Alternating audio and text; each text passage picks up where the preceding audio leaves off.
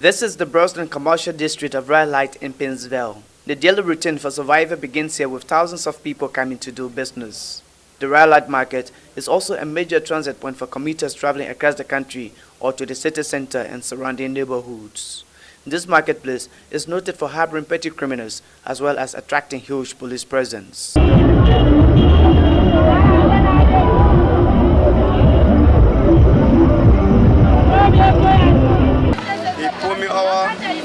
Even to have a lesson in our doing, in have a lesson, in have a document, even after say giving a car ticket because I only work and made a driver scare.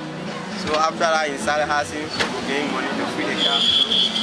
$200. The friends say again $200, other men say again $500. So I did that, getting $200. Down the road at the other end of the market, a street seller engages into a fist fight with a person believed to be a security personnel dressed as a civilian. It's not clear which of the numerous security agencies the man works for, but it is usual for plainclothes police officers to arrest people, confiscate goods, or inspect vehicles and motorcycles in the area. I just said my market. He probably took my market. He asked me why. I said why I decided to sell all of this.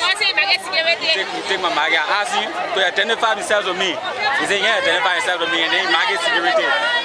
He said, I came to market in the building, he take the road to go down, and I post up to him. So he said, go in the office with my market. We went in the market, we went in the office. He not came to market in the office. So if he came back again, he came to market back down. I stopped him well. I'm going to get my market. He start fighting me. In the heart of the market, drivers, motorcyclists, and vendors cluster by the gate of a barbed wire fence which surrounds the police depot in the area. Each of them is trying to get back goods confiscated from them, while drivers negotiate to get their cars and motorcycles returned. They stand here waiting to be ushered in one at a time to negotiate for the release of their items or properties.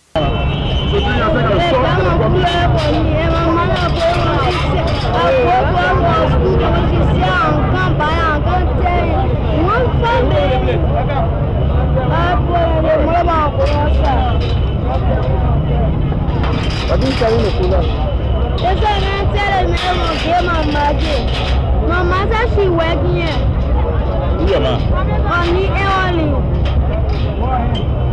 What are you selling in the cooler? La water and juice. That's in a railroad and we did nothing. This is the kind of daily temptation and disappointment that most petty traders, drivers, and motorcyclists have to endure. Almost every seller in this marketplace has a story to tell about extortion by police officers in this country.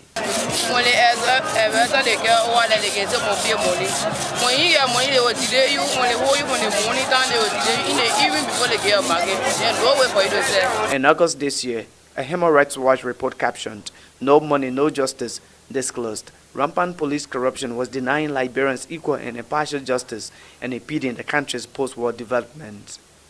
Over the years, the police in the country have reportedly built a bad reputation for receiving bribes, as well as harassing and extorting monies from ordinary people, including motorists and street vendors. Sometimes we come from the earlier morning the day, sometimes we visit it. You don't imagine with the one t-shirt we have. Sometimes they will come and collect the t-shirt from us.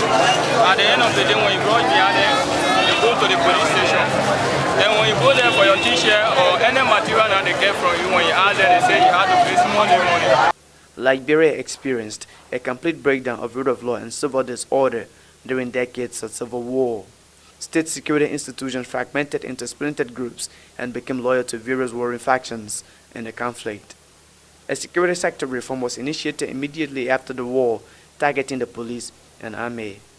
While trainings have helped to build the professional skills of the servicemen in the areas of riot control, hostage freeing, and anti-terrorism, there is a shortcoming of integrity and moral discipline among the men. With the police, many here say they do not fear committing crimes because they can bribe their way off any prosecution from the police. This is especially true when the average salary of a police officer is less than $150 United States dollars.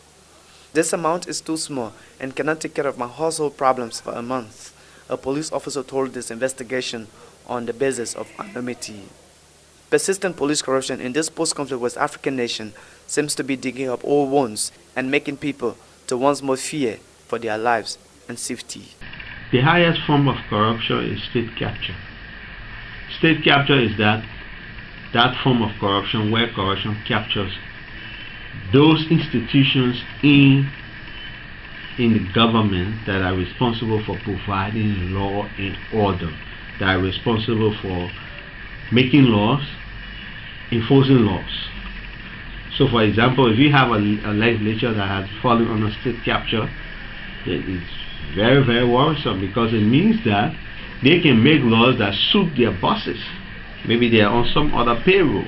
If you have police that has fallen to state capture, it means that the country is insecure, because it means that if they fall on the payroll, or if they are on the payroll of drug dealers, if they are on the payroll of gangsters, if they are on the payroll of international criminals, if they are on the payroll of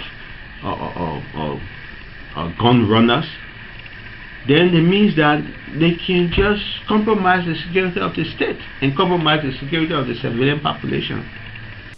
However, officials of the police said they are dealing with the excesses within their ranks and called on members of the public to report acts of misconduct and abuse. We put into place within the Liberia National Police a division called the Professional Standard Division that is responsible to address police misconduct and anything that will arise between a police officer and a civilian. So we have this professional standard that addresses issues that has to do with unethical behavior on the part of our officers.